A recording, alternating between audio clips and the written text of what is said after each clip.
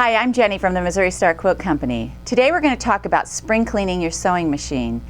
I am not a professional, let me just state that right up front, but I have learned a few things over the years that help get me by and help me clean out my sewing machine and keep it running. I'll notice on my machine that periodically the feed dogs will stop picking up fabric if it's pulling through, and I know then that it's time. So what you're going to need for this is you're going to need some kind of little brush. I've even used a toothbrush. You know, I'm one of those make-do kind of girls. So I've got a little brush here and I've got a screwdriver. You're going to need a screwdriver.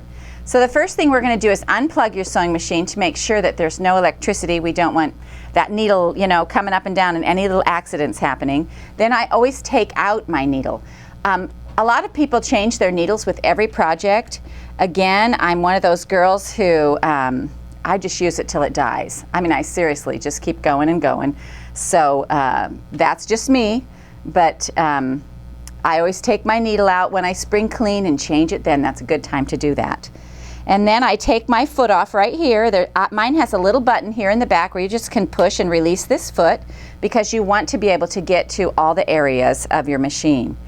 I open this sleeve up right here, and some of you won't have a sleeve, but you'll see right here inside my machine, look at this, I've got a thread here that I need to take out, and then I'm going to use my brush and I'm going to clean up some of the dust and stuff off of here.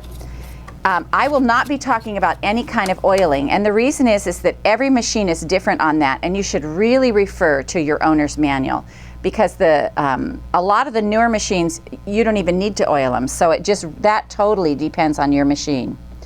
All right, now what I'm going to do is I'm going to take my bobbin out,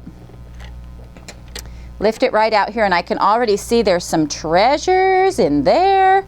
And so then I'm going to come right here, there's a screw right here on this faceplate, and I'm going to unscrew that, and you've got to have the little side door open to unscrew it. So there's just one screw on these, and that makes them really easy to get to. And let me see if I can get that out there with my fingers.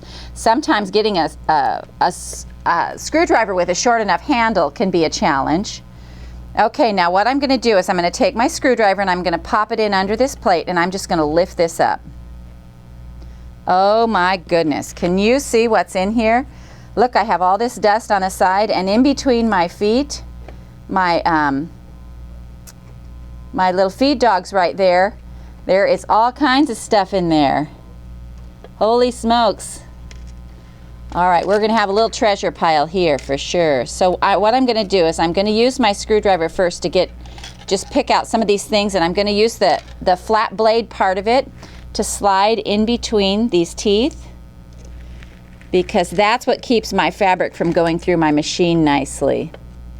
I sew so much. I'm probably maybe 8 to 10 hours a day on a sewing machine, so the lint collects in my sewing machine really quickly. Now's where this little brush comes in handy, and I just poke it down in here to gather out it has these tough bristles, so it will collect the dust on it. And I'm just going to keep brushing away here till it gets all clean in there. There are different theories on using the canned air. Some people say don't do it.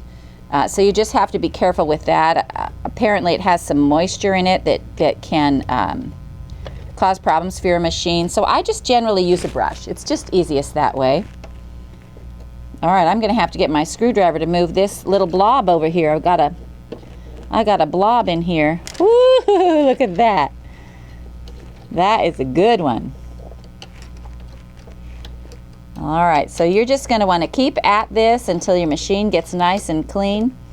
This will save you some money, because this is the main thing they do when they take it in, is they'll get these all these little dust bunnies out of your machine.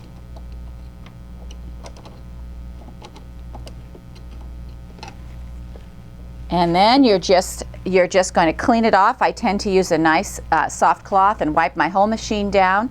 Make sure it's all cleaned off.